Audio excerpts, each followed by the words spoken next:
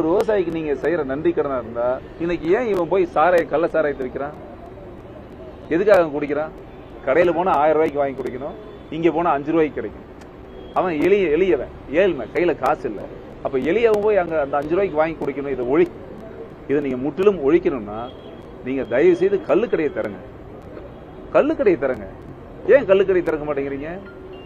எத்தனை ஆண்டு காலமாக விவசாயிகள் வருஷம் கோரிக்கை வைக்கிறாங்க, கள்ளுக்கடையை தரங்க, கள்ளுக்கடையை தரங்க, கள்ளுக்கடையை தரங்கன்னு. ஏன் இந்த கவர்மெண்ட் அதை ஏத்துக்கிறதே இல்லை தெரியுங்களா? அதுல இவங்களுக்கு வருமானம் இல்ல. அந்த வருமானம் எல்லாம் விவசாயிக்கு போயிடுது. விவசாயி நல்லா இருந்துருவான் பாருங்க, மக்கள் உடம்பு நல்லா இருந்துரும் பாருங்க. ஏன்னா கல்லுல நல்ல சத்துக்கள்லாம் இருக்குன்னு சொல்றாங்களே, அப்போ கல்லு நல்ல விஷயமாச்சே உடம்புக்கு, யாரும் சாகவே மாட்டானே. அப்ப என்ன பண்ணலாம்? எவ்வளவு அருமையான ஒரு கவலை பாருங்க உங்களுக்கு. அப்ப இவங்க என்ன பண்ணணும்? அதெல்லாம் நான் அலோவ் பண்ண மாட்டேன்.